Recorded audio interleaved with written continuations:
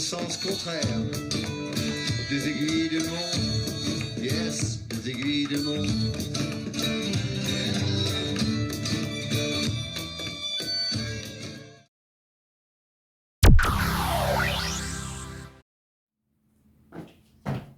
Salut. Salut. T'aurais pas le cul entre deux chaises là? Le Parce cul que, entre deux chaises. Attends, qu'est-ce que tu veux dire regarde. par... Bah, je peux pas m'asseoir là. Regarde. Alors, on voit pas, tu veux que je me mette de l'autre côté? Mais attends, si je vais sur la chaise de gauche, pourquoi je suis plus sur la chaise de droite? Ah, mais non, j'ai pas de place non plus là. Ah, mais Nicole! Ah bah oui, mais attends, laquelle? Bah, il faut que tu t'assoies sur ta chaise. Ça, c'est ma chaise. Pourquoi t'es assise sur ma Bah chaise? non, quand même, non, Magali, non. Bah, qu'est-ce que t'as aujourd'hui?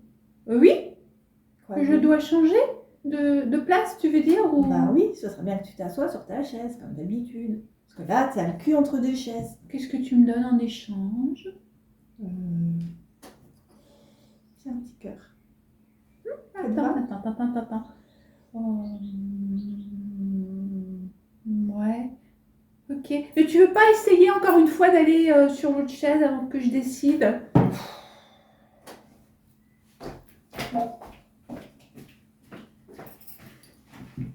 Ah non, là, je suis pas bien. Ah bah moi non plus, il y a encore moins de place là.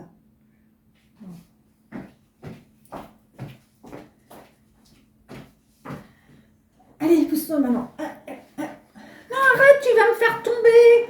Arrête. Pousse-toi, Arrête, c'est tu me ma fais chaise. tomber. C'est ma place ici. C'est ma place.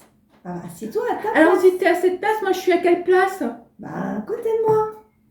Bah, on est toujours à côté de quelqu'un. Ah oui, c'est le papa. Mais moi je voudrais être à côté de tout le monde en fait. On laisse tomber? Tu me laisses au milieu? Je te laisse au milieu puis on va écouter l'histoire de Thérèse. Ok.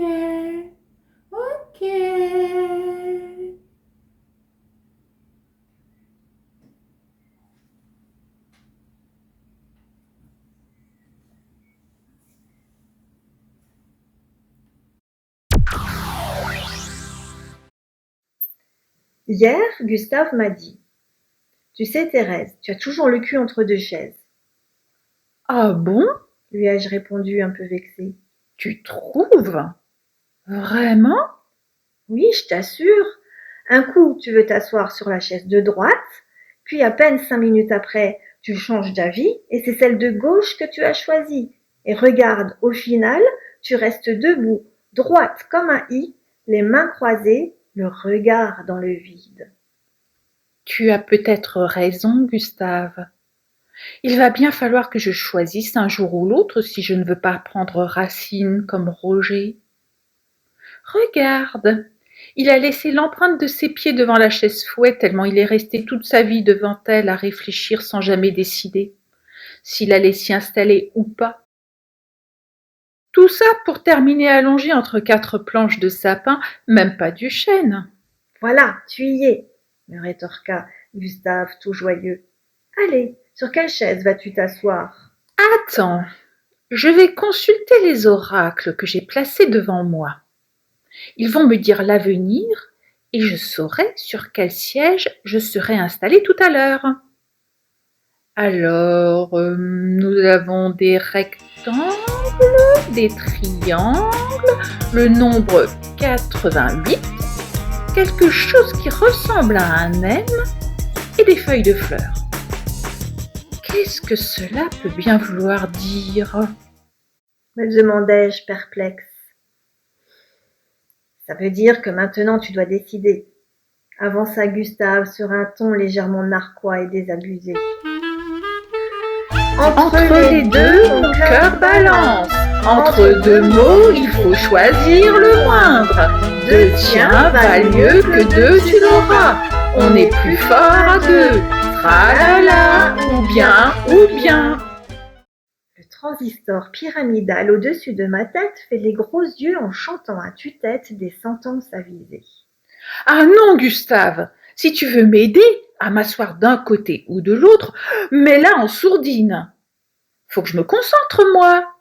Voyons, deux infinis couchés, plus des feuillages, plus quelques hiéroglyphes sauvages, plus une barre de Toblerone, moins des pieds qui font l'école buissonnière. Ah, vraiment, quel tambouille cet oracle! Comment imagines-tu que cette bouillie infâme puisse m'éclairer sur le choix d'une chaise à occuper pour me mettre à table et manger avec appétit et plaisir? Parce que voilà bien mon problème. Ni la chaise fouet, ni la chaise assiette ne me tentent. Elles me promettent de m'attabler à une table qui n'existe pas, en ne continuant à manger que l'intérieur de mes joues, sous la menace du fouet de surcroît. Non merci, je ne mange pas de ce refrain-là. Tralala, ou bien, Avant encore le transistor qui maintenant ressemblait à une hotte aspirante. N'empêche, Thérèse, que si tu ne choisis pas, tu finiras comme Roger, clac, fauché, en boîte, menaça Gustave, en baissant le son de la musique pour donner plus de poids à ses mots. D'ailleurs, à bien te regarder, je trouve que tu es déjà en train de te transformer en chaise, rajouta-t-il en faisant mine de s'asseoir contre sa silhouette en forme de dossier-chaise.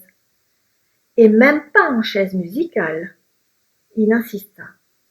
Et même que tu finiras vieille fille si tu continues d'hésiter comme ça et de faire la fine bouche. Qu'est-ce que tu te figures? Aucun homme un peu bon vivant ne te choisira. Ils resteront tous comme toi, le cul entre deux chaises et les mains sous le ventre. Alors bon, tu te décides enfin? Thérèse retint un haut le cœur, ses petits pieds dans ses souliers à 10h10 la rendaient si cloche que Gustave eut l'impression de l'entendre sonner en haut de l'église un dimanche pendant le carême. Gustave! Réussit-elle à articuler en risquant sa langue au-dessus de sa petite lèvre supérieure. J'ai pris la décision de ma vie. Entre deux choix aussi peu tentants l'un que l'autre, j'ai choisi. Je ne m'assois ni d'un côté ni de l'autre. Entre la chaise fouettard et la chaise trop sage qui cache son assiette dans son dos pour ne pas être fouettée, j'ai pris la décision irrévocable de me transformer en clochette et de l'éviter. Vive le carême! Ok, Sainte Thérèse, dit Gustave en levant les yeux un peu perplexe. L'index appuyé sur la hotte sonore pyramidale, il en augmenta le volume en gonflant exagérément ses narines pour sourire.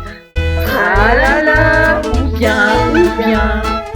Je te mets des chants sacrés et je vais au resto manger à ta santé.